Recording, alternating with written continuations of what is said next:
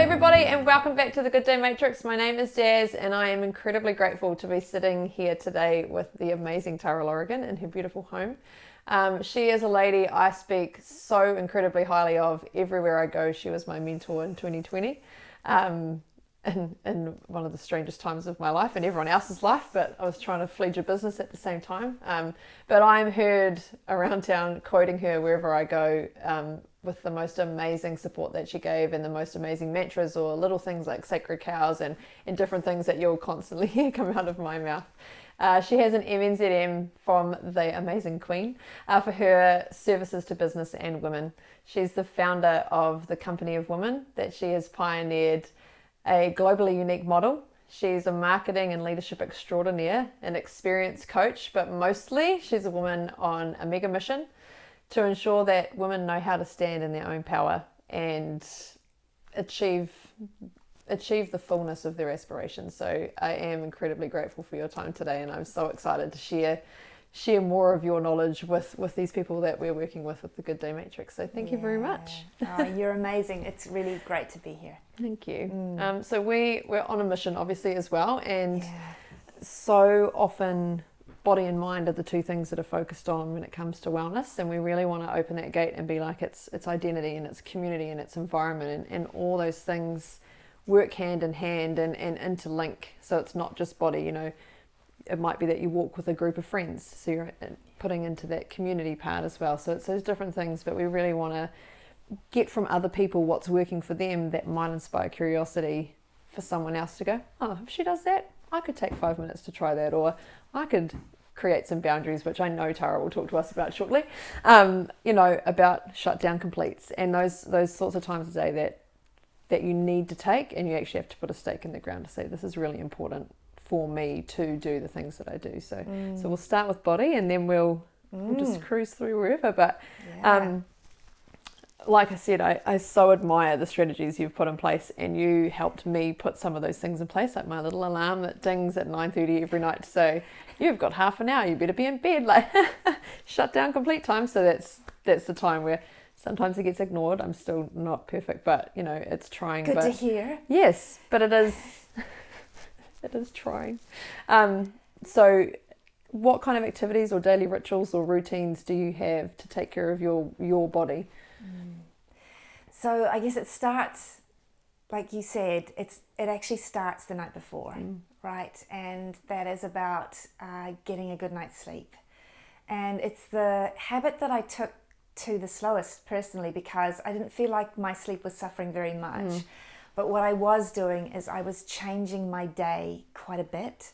So thanks to reading a great book about what sleep means for us, I got hooked, because as you know, Daz, I'm a bit of a neuroscience nerd, and if I'm a really good girl and get to come back, I would definitely study the human body, because we're really fortunate to live in a time where we understand this really explicitly now. And so reading about sleep, and that actually you can die from lack of it, and how impactful not having optimal sleep has, made me kind of get that formula right. So that means that the chance of you waking up the next day feeling good and then being productive is pretty high.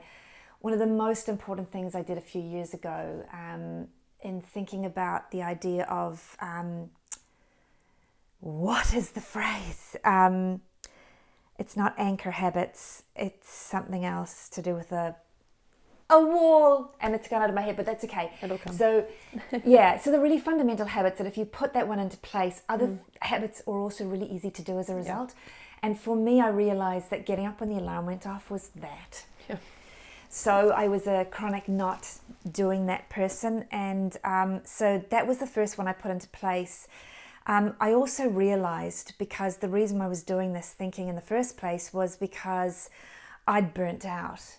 At the time, I didn't know that I'd burnt out. I was just, for the first time, really lacking enthusiasm about the mission, which was a little bit terrifying actually, because of how long I'd been doing this journey at that point. Probably 7 years, maybe 6.5 maybe at that point. And it was the first time coming back from the summer holidays that I couldn't kind of see the future. And eventually, by sort of saying, okay, well, I don't really know what's going on, but I am going to try some stuff. So I started researching and one by one put little things in place. One of the most profound changes to my role as a leader and just like doing your job on a day-to-day basis was changing the time that I started and finished work. Yeah. So I realized that I had been feeling kind of subpar for quite a while because I generally started my day at about 7:30, but that didn't give me, as it turned out, enough time before the team and customers and the world actually was demanding. And so I felt behind all the time in some way. So I started with a 5 at the beginning of my getting up time because I felt like it was a morning time. And because that meant I was able to get to work earlier, that time slowly came back to me ultimately getting what an optimal day before the day starts is 4 hours for me. So 5 to 9 is my time to do, the things that are important, and that was a big game changer for me. It also changed the end of daytime, and putting in practice really great habits like that shutdown complete, which is not mine, and I'm just, again, short-term memory not great, but I read a lot, and that idea of scheduling in the end of the day as a commitment to yourself, actually. I call these things now self-respect activities that it's very easy to slip into kind of later and later days, which are actually not productive. So the neuroscience of human performance is something I've spent quite a lot of time investing myself in understanding and, being optimal. So kind of summary of the 24 hours for me is an hour of nothing input, so no digital, an hour before sleep, usually, but not always, humans, right? Yeah. A great night's sleep, up pretty early, meditation, yoga, so small, we're not talking full practice, to work, then plan my day, some learning, so feeding the leader, being inspired by people like you, that I can get on the internet and just feed my leader soul. Then it's deep work, so the hard, the new, the stuff I need to negotiate, that I need my best thinking on. Then it's about anything else that's on that day plan that I started with. And after that, it's, what's referred to as the whirlwind, where you're on call all the time. And then another massive game changer for me was to stop thinking about being fit and to start thinking about moving my body. And then again, that's a whole lot of science that says humans are made to move. We live in a time where for most of us we're very sedentary, and that impacts mood, it impacts optimal brain performance. And so I actually stopped exercising and built in a movement regime that happens only when I have put the reminders on my phone, and otherwise I can go for hours sitting on my bum and doing work. But that has allowed me to have high energy all day, great clarity of thought, and my phone pings again 15 minutes before it's time to close off my work day. I have a review process I do, the tool, the 4 Qs, so that I capture what was really awesome about the day, note what wasn't, and decide how I want to deal with it. That's a neuroscience tool, so you're in great brain shape by the time you get to the what didn't work and how can I deal with it. And the last thing I ask, which is something that responds to the female factor, is that I command myself to choose something that will nourish or enrich or enhance my energy or mood as the last thing I do. And then I'm off home to spend whatever, quality family time, relax, you name it. It's beautiful. And I talk about with Casey Roma about permission. Yeah. And sometimes we have to give ourselves permission to do those things, to say, no, this is what I need to be amazing, and you achieve amazing things. So and inspire so many to do that at the same time. Yeah. And those practices came. I'm still not. It's also, I'm human, and I accept the fact that I won't be like, I'm absolutely getting this right, because I'm not. But those things sit with me, and when I'm feeling off, then I have those groundings to come back to go, what do I need to do to put in place? I think we might talk about that in a minute, actually. But, I'm a human, right? Yeah. And I think this idea that what I just said happens every single day is not actually what I meant. Yeah. There are days when it doesn't happen like that. But to your point about having habits, the kind of thing that you couldn't be paid to give them up, everybody has crap days. Yeah. Everybody gets sideswiped. Sometimes it happens before you get out of bed. So the thing is, I don't pay any concern to having a perfect day. I just know what works, and I bring myself back to it. So if it isn't great, I bring myself back to what does work. And I think we're going to talk more about that in a second. It's really important. But if I could just come back and touch on a point, because for me, this idea of self-care is not something I take naturally to. I mean, I'm from a different generation to you, but even you will notice this with younger and younger people. They think about this. I'm going to be really intrigued to see how that goes as they get older. Yeah. But for me, the thing about even giving permission wasn't something. It was like, give myself permission to look after myself. I'm fine. Yeah. That's right. I'm fine. Can I get you something though? And that female thing of serving and nurturing others, which we get joy from, our brains release dopamine from doing that, is what keeps us doing it as women. The thing that got me across the line to doing that every day, and why we altered the 4Qs tool at the end, is because I realized that this mission that I'm on, that I'm so dedicated to, is not entirely possible in the way that it can be if I ignore myself. So for me, I leveraged something of my kind of female psyche on behalf of myself, not because I cared to take care of myself. Yeah. Maybe I will understand that one day, but for me, when I'm not doing it, I'm saying, so you're going to compromise another woman's chance of getting access to this stuff, Tara? And the answer is no, I'm on my downtime now. Yeah. So I think it's important that, because we don't do what we're not genuinely motivated to do. For me, the motivation lay in service. So if I serve myself, I can serve more profoundly. Yeah. And that does absolutely lead us straight into our next one. So you're very right. So in mind, you're incredibly passionate and knowledgeable about neuroscience, and I want to know more about, how it affects you to share that with others, and then see that success and that those habits change for those other women as they put it into play, but also the benefits you see in their minds, but also your own, as you see that being shared and that ripple effect coming.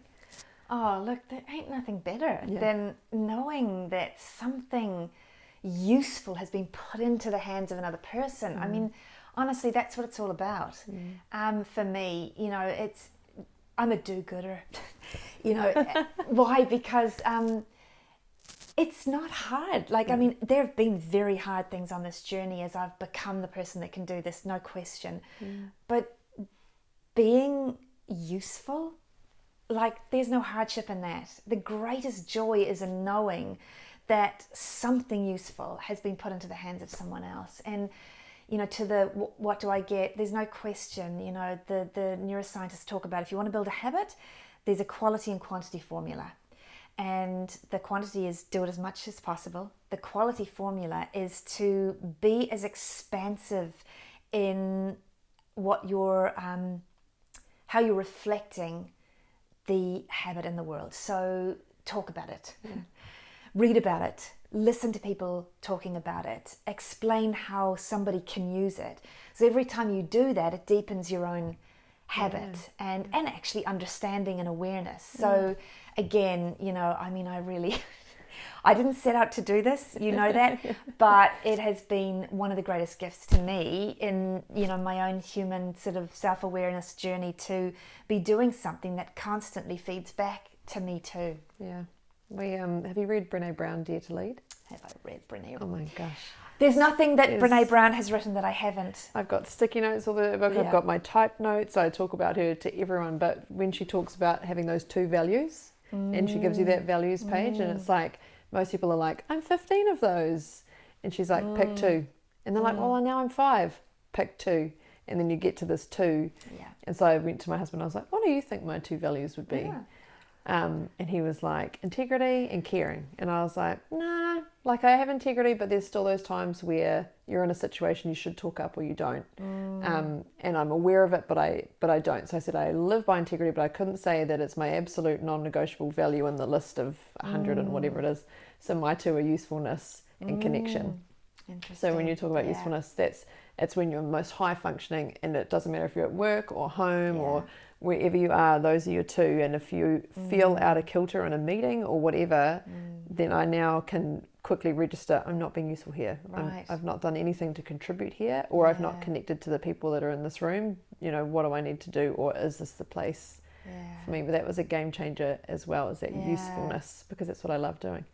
Yeah, I love so helpful to know, right? Yeah. And so our team all did it as well. So knowing their 2 values as well helps to understand, like, there's a woman I know and I work with closely who one of hers is accountability. So when you know that about her out loud, you know that she will never, if she says it's in at 5 o'clock, it will be in at 5 o'clock. Or, but then the flip side is she then expects the same, which is fair. So if you tell me a report's going to be into me by 10, it needs to be into me by 10 because I'm relying on that to go do the next part. Yeah. So when people let her down, you know, they don't understand why she's like, that actually hurt. Like each time you say you're going to do something and you don't. So it's knowing those really core things about people has been a gift that Brené Brown has given, because I keep talking to people about it and they're like, oh, I'm going to go do that too. And then they let me know their values. So yeah, it's pretty positive. So our next pillar is identity. And you have had a massive journey in your time. You started in Ireland and you've made New Zealand home. So tell us about that journey and how it all came to be, but also how it's shaped you to do what you do now. Yeah, it's been interesting. And I think my Irish identity is a really significant part of me. There's definitely a revolutionary inside of me.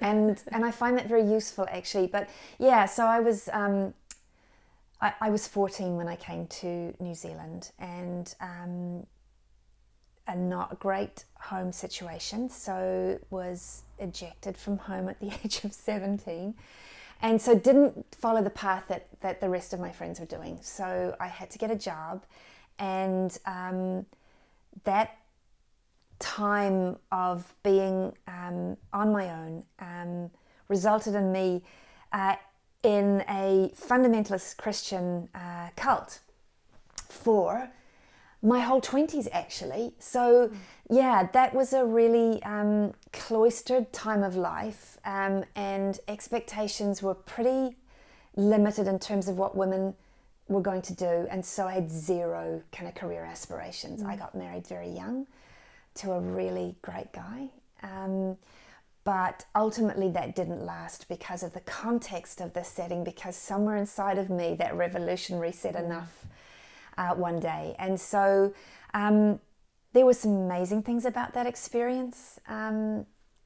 It was probably kept me safe from other things, actually. So I am grateful in the way that you can see that everything kind of forms part of you and actually is the path to the next thing. Took me a while to get to that point, but I am very grateful for that too. And because of that, I again left that situation and my marriage and was completely alone, and had to start again.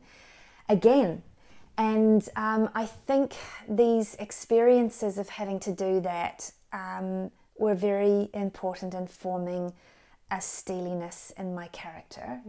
And that would serve pretty much anything you want to do.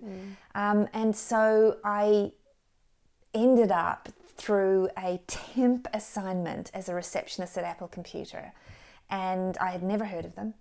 And I thought, oh yeah, I'll give it a go. And that began a career for me, actually. So I left there 7 years later as the marketing communications manager, and had gone to university while there terrified that I would have not much going on up here. My confidence was pretty low about my abilities, in spite of any feedback I got, actually. And I had some amazing bosses, one in particular who gave me this opportunity without any, on paper merit. So it was, I eventually went from there to work at a company that doesn't exist anymore, called Lotus. It was the Apple of the spreadsheet world, and IBM had just acquired it when I went there as a marketing manager, and a year later it had been sucked in pretty much into the mothership, and so I got made redundant. So again, kind of still on my own, and now thinking, oh my goodness, I've got no income. I was very intent on finding a full-time job, to the point that I turned down a really amazing opportunity 3 times as a contract, and eventually, because this guy was so persistent, the country manager for this great tech company said, look, it's only 2 weeks. You got to go to Australia, you got to work out their, campaign and bring it back to New Zealand. And I thought, oh, well, how hard can that be? Yes, and I can still keep looking for my job. So that was the segue into self-employment, because I never got another job. I got offered an ongoing contract with that company, and then did some other things. Eventually met somebody, and they were heading off on an OE, which they were a little bit younger. And I had no interest in doing that, having come from the other side of the world, and at sort of some established part of my career now, finally. But they left, and I was bereft, and they said, you should come. And I thought, why not? So I went and lived in the UK at a really incredible time, in something called the .com revolution. Yes, the boom. Yeah, the boom. And it was an amazing time. It was great. I had, like, in New Zealand, it was great too. Before I left, I did some really cool stuff. But London, I mean, another world of kind of scale and options, and got a great role. The feature for me the whole time was my lack of confidence, actually. And so that really limited, I think it limited my success in many ways, because, what is it, Henry Ford says, whether you think you can, whether you think you can't. You're right. Yeah.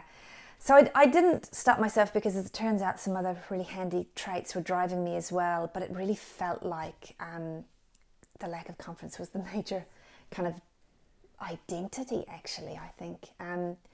And so when I came back to New Zealand, eventually, ended up running a business incubator that was pretty new. That's where my time working closely with high growth startups ultimately inspired me to have a go myself. And a longer story short, that is what resulted in Company of Women, but not because I set out to do a female thing, because I wanted to find a model that could scale. I fell in love with the mission actually after starting. Pretty amazing journey. Well, it's mine, it's a little bit interesting, but, it's ultimately the same as everybody else's. You do the best you can. Life forms you, and it definitely, big things can take you out, and that's happened a few times, but those are also the raw material on which you form your character. And that's why, looking back at, I just touched on a few highlights there, but those are the things that I'm deeply grateful for, because they have created a grittiness in me that is very useful, pretty much. And it's nice, like, often you meet people and you're like, wow, she's confident. I would love to have that confidence, or that belief, or that drive, or compassion for others, or empathy for others, while having that confidence. And you sort of think, oh, it's, and that was kind of me, I guess, 2 years ago, was I'd never really had that self-belief that I really was that person that could go do something that cool, or that life-changing for others. And that's where you made the biggest change for me, is getting confidence in myself. It's just been the biggest gift I could have ever received. And that's why I obviously speak of you everywhere, because there's nothing, you can't pay for that. You can't just go to a random coach, and go, I need to be confident in myself. You need to find the right person who gets you, but also has lived that, to share, I don't know, just share the strength and share the power that comes with that, because you coached me through that, but put it all on me. You didn't just go, here's some cool strategies, go for it. It was, you need to go away and do this work. You know, you need to reflect on these questions. You need to go and do these things. Why are you the right person to do this? Because if you can't answer it, we have a problem. You know, like it's pretty exceptional. So very grateful. You were a dream person to spend time with, because, you know, if you're going to be in the role of a coach, the other person needs to be open and up for that. But the thing that really drives me around human transformation is this question of, how do you do it? Yes. Like, we know how to do lots of pragmatic things, but when it comes to confidence, I wanted to know, how do you build confidence? Because that for me was the biggest challenge. And I had the good fortune to spend a few years of, you know, my time at Co.OfWomen with Teresa Gatting as the chair, and she seemed like the antithesis of me in regard to this, and she sparked in me the desire to answer that. I mean, we, you know, Co.OfWomen is about the how-to of, you know, it's the how-to of anything, basically. We call it the how-to of success. And it was through just her being that very confident, very different person that was almost a call to action for me to really understand, how do you do that? And, you know, the thing about this journey is there is no question, you have to walk the talk. Yeah. You know? And so I was subject A in many of these inquiries, and what a gift, right? Because I worked out, I was in my early 50s by the time it happened, but I worked out how a human can create confidence and how you can refer back to that in those moments of vulnerability. And so I love that other humans can have that, because I think otherwise we think it's that people are confident and then people are not. Yeah. And that's so true. just not the case. That's a beautiful segue to our community, but that's, when we work together, you often talked about challenges, and you'd talk about your self-talk of, okay, Tara, we knew this challenge was coming, and whether that's in a meeting or whatever's happened in your day, and you said to me, smile, and do an internal smile, and do what you need to do to ground, and then be like, cool, we're ready for this, let's go. That's been one of my best tools, and I share that with so many people, because that power to stand there, and it comes with the confidence that we worked on as well, but to be able to say, no, this isn't where I want this to go, and that's those sacred, you know, there's different things that you protect along the way, and what are your let goes, and what are your no, I'm going to hold on to this. But building that resilient community that you're building, what is that like to be part of? What are you seeing as, you know, as you're scaling and as you're growing? What does that powerful community really feel like when you're within it? Like at the Hall of Fame, that room was just electric. Yeah, well, the Hall of Fame is a truly special thing all by itself, isn't it? And, you know, recognizing and honoring success, and also thanks to the incredible generosity of our wahine Māori at Co.OfWomen, who really walked alongside me to develop the taonga to allow us to reflect honour in a way that I think without it we would be a bit bereft. So, look, the Hall of Fame is a moment where I want to be sitting somewhere outside the room saying, I can't believe I did this, because it is so special. And it's called the New Zealand Hall of Fame for Women Entrepreneurs, not Co.OfWomen's Hall of Fame, because we did it in the first year, and I really had no idea. I had some great supporters and confidence that we were on to something, but it was such early days, and my confidence was still not pretty, you know, it was pretty limited at that point, that I said, this should survive. So maybe Co.OfWomen won't. I never said it out loud, but this was what was going on for me. So we're going to call it that. And so that, and there have been a couple of moments where it's been touch and go, and I thought, well, the Hall of Fame can survive because it's its own thing. It belongs to, you know, the wahine of Aotearoa. And but the community, it's definitely, I think, one of the things that I lacked or forsook unintentionally on this journey of growing Co.OfWomen, which a lot of the time required all of me, was my own community. And there were moments when I really, really missed friends, and my family, a lot of them are on the other side of the world. And I got pretty lonely, actually. And through being like the convener of a movement and growing a community really fed and feeds my soul. Yeah. But it was also a reminder to me that I had neglected some things that were important in my own kind of intimate community. And I went to 3 of my closest friends. I mean, they're your closest friends, they're not gone, who I really just had not spent time with. And I told them honestly what had happened for me. And, you know, they're your closest friends, so they were great. And I discovered some really cool stuff by doing that. Like one of them said, I've been really lonely too, you know. And so the thing about the community, you know, we're women, we have this capacity to just be intimate super quickly, right? That was like a win from day one. So whether it's a room of us or just me, you know, sitting with one member, I am always being fed. Yeah. Sometimes I'm being taught. And so I think it's really important for us. One of the things that our community does is normalize the success journey. It talks about humanity and your humanness and trying to bust this idea that there is some destination called perfect. Yeah. Because you hear people sharing where I'm up to in my humanity, which, by the way, as long as you're alive, you will be human, you know. And so I find that also very encouraging. One of the things I was really passionate not to have happen at Company of Women was, you know, that what we've created is globally distinctive. I know now why, and we may not have time to go into it, but for a large part in the world, what women are presented through good intention, so no malintent, good intention, good people, is often, you know, it looks like an event and then there's some networking. But what it is it's the latest Sally Superstar being rolled out. Yeah.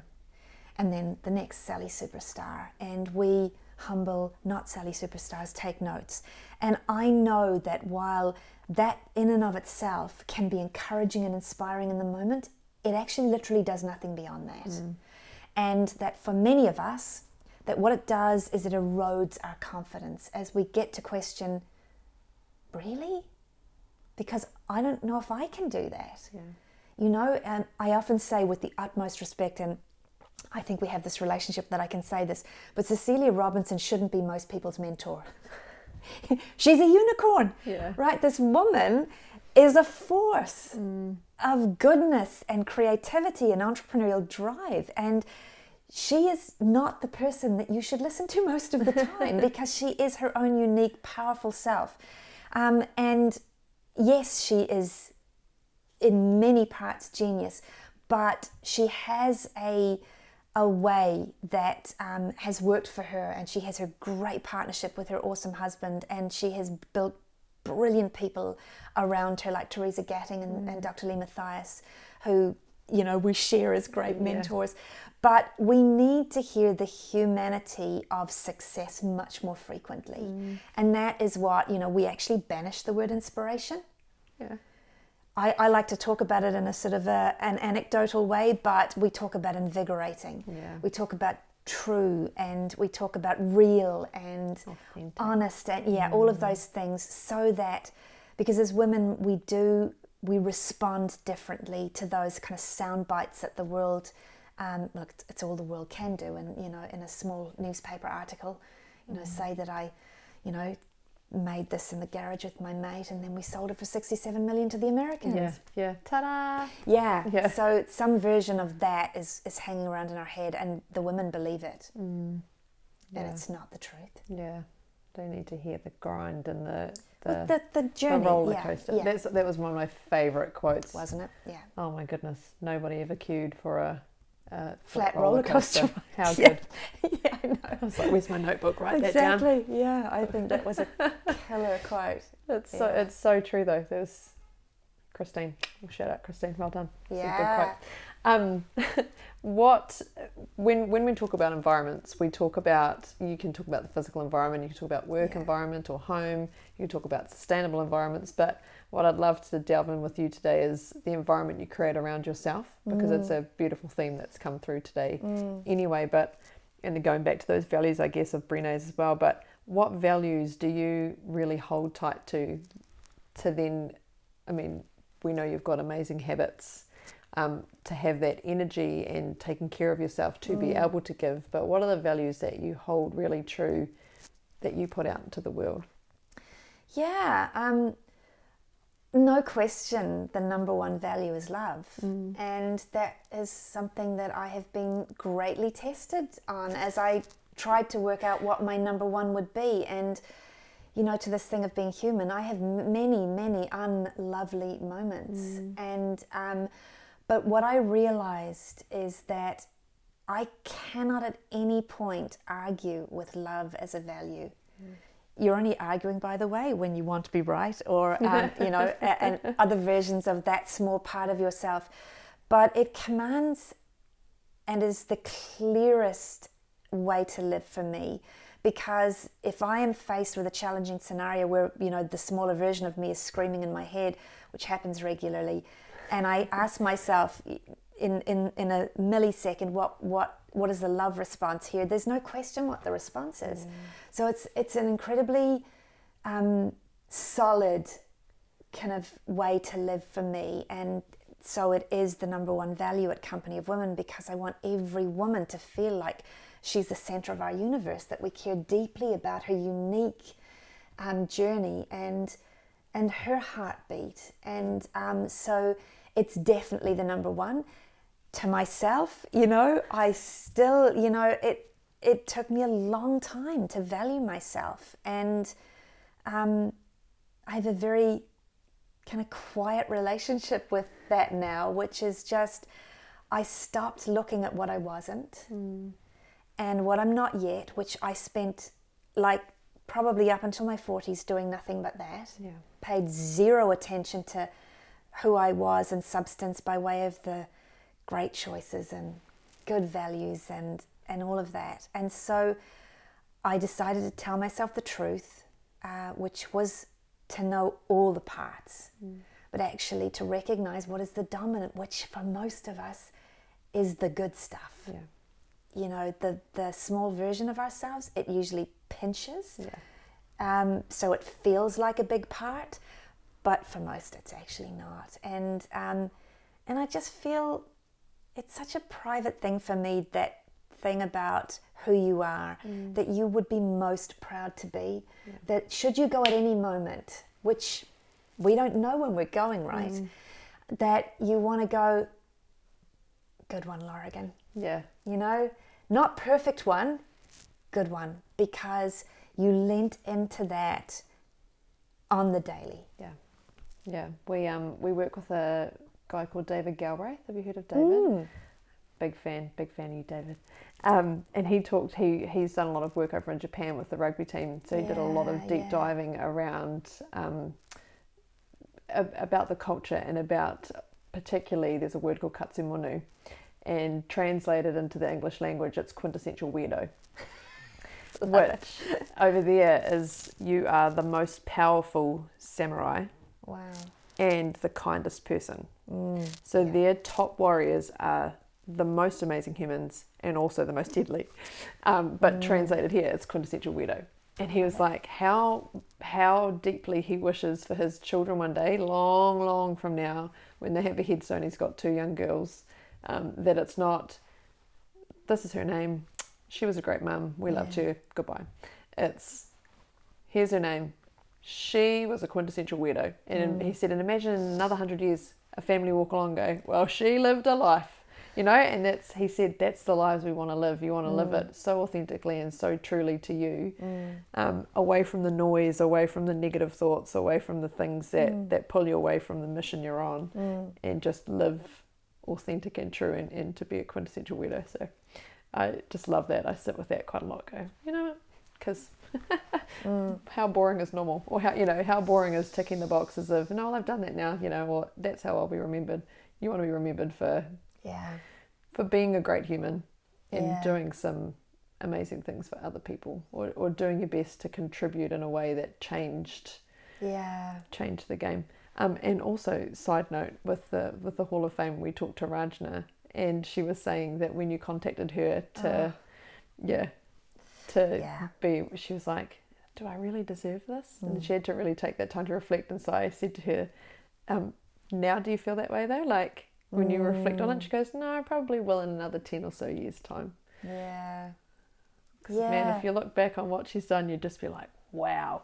Yeah. I have changed the game in so many, but it's hard to see it when you're in it. But I said, Tara taught me to look back even just in 6 months and go, wow, look how far you've come. I say, you need to do that. You made me think of something I think that's quite important, because you talked about Eastern thinking, right? Which is, my husband has studied a lot of Eastern philosophy, and he studied Aikido. And so that, what you just talked about there, I totally hear that. And it's an amazing contrast, that sort of grit fight with the love. And actually, I think that really reflects the female spirit. 100%. And I think that we understand this nurturing part of us, but not as fully as we should, because I think we have this immense capacity to nurture ourselves. We also have this immense capacity to kick whoever's ass needs to be kicked if we need to do that. Yeah. And that's a power. And you know that I haven't had kids, Daz, right? But that maternal energy that rises up on behalf of, you know, and because I know that most people will have, I mean, masculine energy, it's just a different force, right? But that feminine side, we don't hear about the fierceness as a really fundamental aspect of us. You hear Beyonce's fierce, right?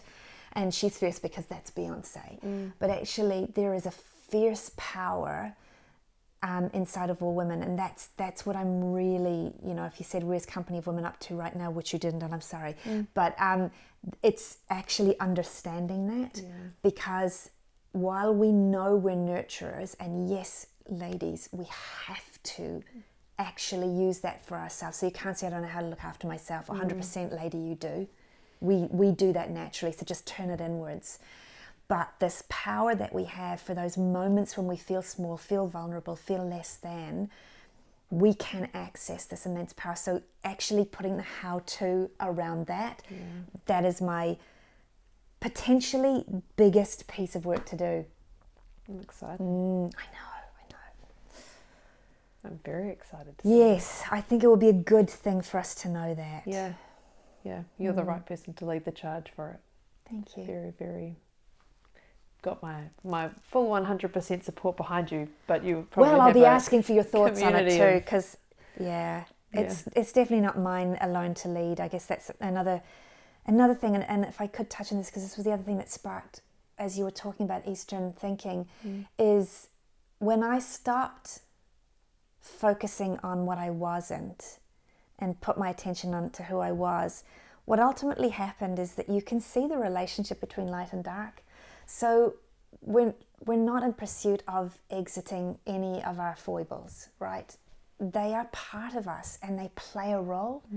So there is no light without darkness. It's just what's the relationship that you have with yourself, because when you see your less than self, there is a drive to good. And so that's a nice place to be too. I'm 55 now. And that is one of my favorite things about gaining in years. Daz, did you notice that? Gaining like in years.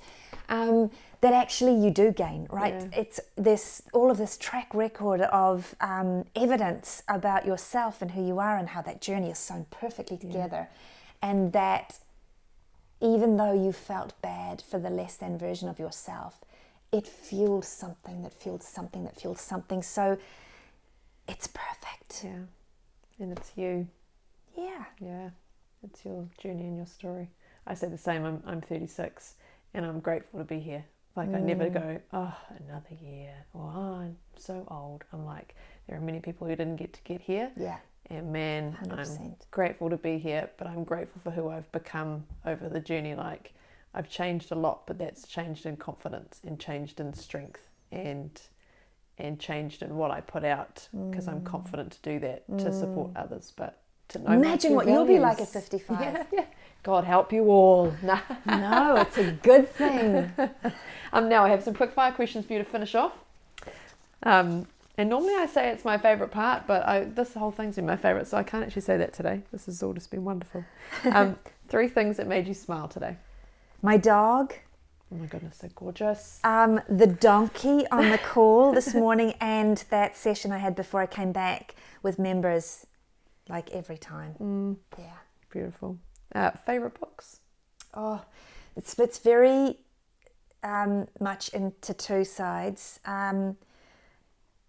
Nerding out leader books, you know, I mean, there's so many. Nassim Taleb, Anti-Fragile, Matthew Walker, Why We Sleep, Brene Brown, Dare to Lead, etc., etc., etc., etc. Atomic Habits by James Clear. I just bought that. Yeah, Deep Work, Cal Newport, and he's got a new book out too. I mean, I could go on. Yeah. As a massive contrast to that really great stuff, if I'm blissing out and trying to relax, I am a fiend for Irish novelists. Female Irish novelists, actually. Tell great stories, make you laugh. Yeah. Ends happily ever after. What's not to love? How beautiful. I read a book years ago by an Irish nun, and it was her life story, and my goodness did I laugh on almost every single page. I do feel blessed to have that as a kind of a part of my psyche. Yeah. I think if you can laugh and just laugh at yourself, like I was saying, take a moment, here it is, Tara, that's that moment, we've trained for this. Yeah. And I'm laughing on the inside, going, it had to happen before you could do the work, but here we are now, let's go for it, you know. It is very helpful to be able to do that. Yeah, so true. And it's a strength. 3 favourite smells? Lavender. Lemongrass, which I have in the office burning all day. And like any flower, quite honestly. I'm a nature fiend as well. I just love being outside in the garden. That's one of my daily rituals, actually. Beautiful. Yeah. That's probably going to come into hobbies too. What makes you laugh? My husband is also Irish. An amazing sense of humour. My dog is hilarious. I'm an easy laugh. Yeah. I really am, and so things make me laugh all the time. It's like it is. I'm laughing all day, pretty much. Yeah. That's my Welsh and Irish side too. Yeah. Is that I can make a laugh out of anything pretty much. First job.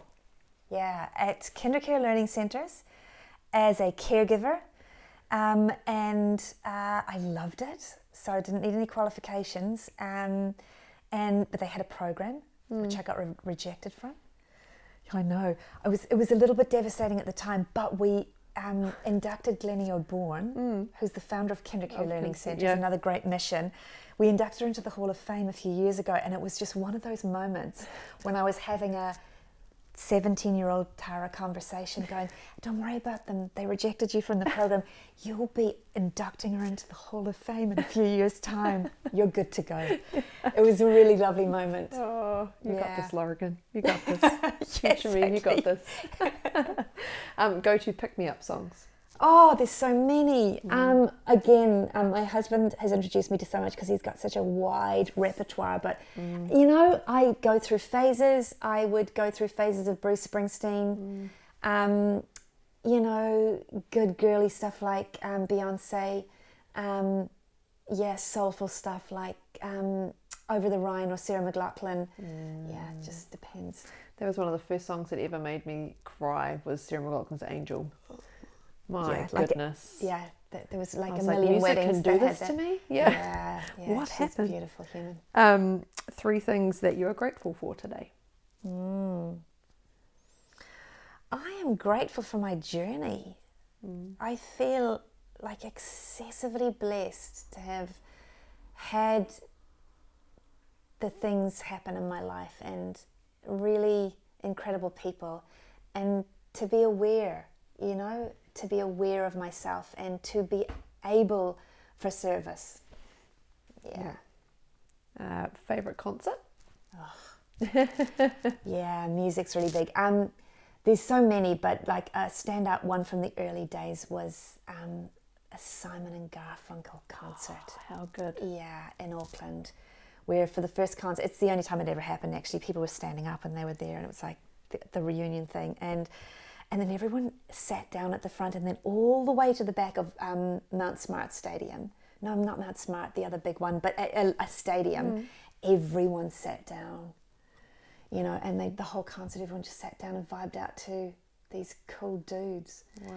Yeah, pretty special. Oh, there's some cool ones. Every time we talk to people, they say different ones. I'm like, oh, I would have loved that. Oh, because I'm a music buff hard. Hobbies? I don't really have any.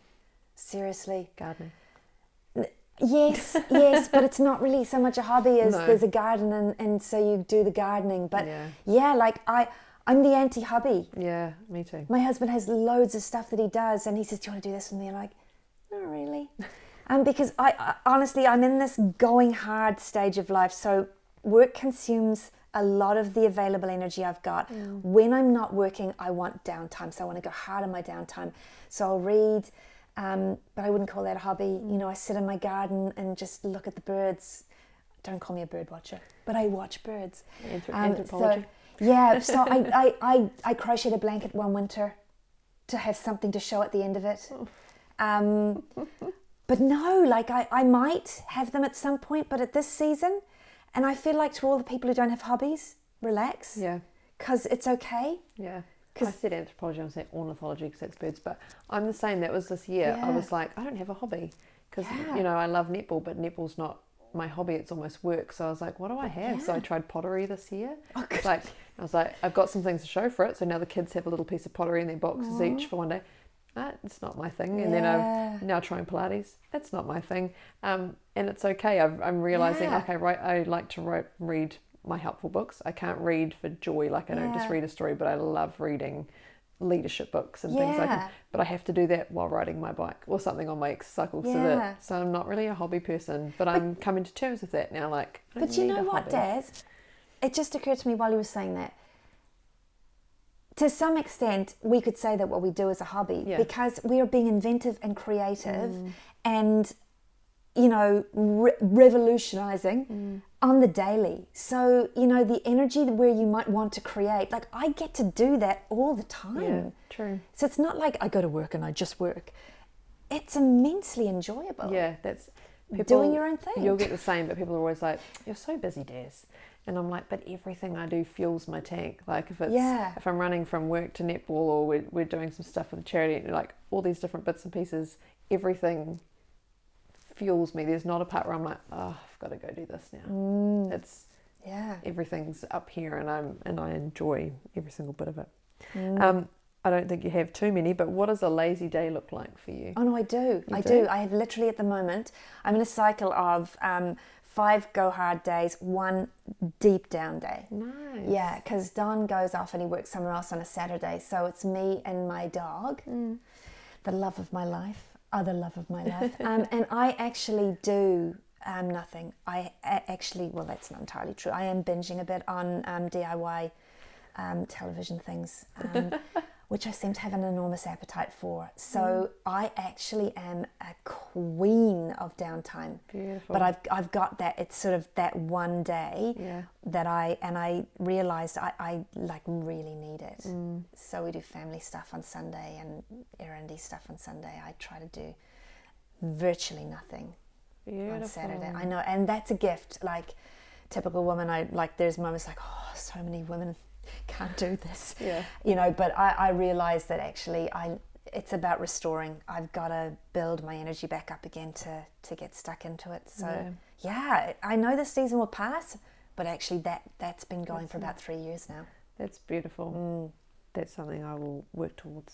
Good luck. And I see you're a mum. Yeah. There's no sleep-ins or anything. No. That you can't plan for that. No. And nor do I want, it's one of my little anal things, but I don't want the kids to be device kids or TV kids. Enough. So I don't want to be like, just go watch the TV for 3 hours while I have a sleep in. Like, all right, we're up, let's go. Like, and they're like, let's go ride the bike, let's do this. I'm like, yep, cool, right, all right, let's schedule it all and so everybody gets what they need done today, or we've got football over here. Yeah.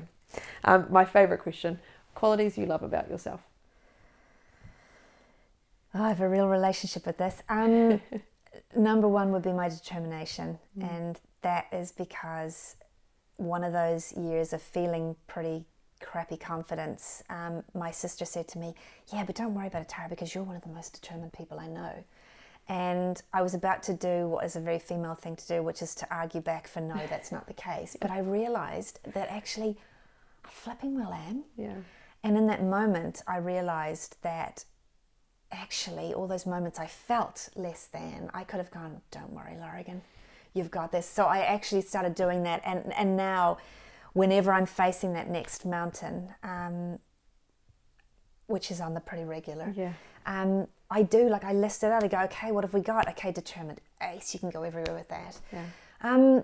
I think understanding would be another quality that I really get a lot of benefit from, and it's that thing of being able to step back and see the multi kind of dimensional things that are going on, and know that it's all part of a whole. And I guess that's part of getting older as well.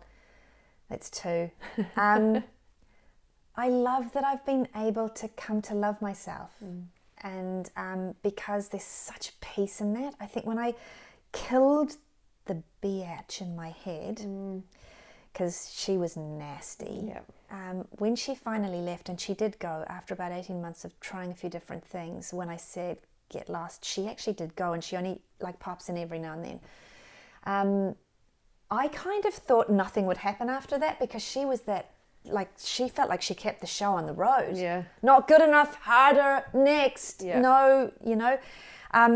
But what was left is this really lovely quiet, and actually no sort of stripping off you energy. And it's a really, again, I just feel immensely privileged that my human journey has given me that. Yeah. Because I have worked very hard to get to that point, but I know that there are still so many that struggle with that. Yeah. And the peace that comes from having that is the platform on which you can build, and you can be that force of, you know, good on behalf of others. So yeah, I feel the responsibility of those blessings, really, that I suppose this has given me. That's one of the other tools that you gave me, and I do it every time I'm going into something that's massive, or I reflect on what day is ahead of me, is what do I need to bring today. So it might be, okay, I'm going to have to be more determined today than I have had to for the last week, because I'm going to this meeting, I need to get something over the line, or I need to be more empathetic, or I need to be more understanding and try and see more perspectives, or you know, I need to be able to concentrate and listen harder, or but that was something you said was, you know, check out the day, look at the strengths you need to bring, and then dial them up. Be like, right, these need to come. Absolutely. And I still, like I said, I still do it regularly, but it's one of those exercises, if you've never done it before, by the way, it's called the stock take. Yeah. Right? And in case anyone's listening that wonders a bit about what we're talking about, the exercise is this. At the beginning of every day, before the workday starts, list out every skill, trait, quality, habit, resource, anything that you know you've already got. It's there. It's not new to get. It's there already. And keep saying, what else? Come on, what else? What else? What else? Do it to the point that you feel quite buoyant, to the point that you go, I've totally got this. Because recognizing success and what we already have, who we already are, turns out that makes us feel quite good. That is evidence that dopamine is happening. That means we're thinking better. And what all you're doing is drawing on what's already there. If you do that exercise every single day, that is what will create confidence, because confidence is the belief that I can. And particularly for women, men actually don't need to do this study. For women, we need to know it's the truth. There's something beautiful about us as women, that we need to know that what we're bringing is the truth about us. We just don't look. Yeah. So in looking, if you do that exercise, you will not need to do it forever. Like I said, you and I, it's just sometimes now. Yeah. Because we've done the work. I reckon when I did that for the first time, it was about 3 months when I realised, getting a bit bored, what's that all about? Yeah. And I realised, you know what? When I go into the day now and something gnarly happens, it's like that list is right there. I just go, okay, cool. Yeah, totally got this. Yeah. Let's go. So true. Yeah, so good place to leave, right? I love this. I don't even need to summarize this. There's no way to summarize today, because there's takeaways the whole way through. But I think if there was a takeaway today, it's find your power and find a way to find those strengths that will guide you and the values that you can put out to get back as you go along your mission, and whatever mission that is, and whatever stage of life or whatever challenge you're trying to do. I think that is 100% our swan song today. That's beautiful. Thank you so much. Thank you so much for having us in your home today. It has been so special. I'm very, very grateful. Thank you so much. Thank you for asking me, and thank you for all the work you're doing. You're amazing. Keep it up. Thank you. Can't wait to see your next level. I'll be out on the side calling your name. Thank you. Awesome. Thank well you done. very much.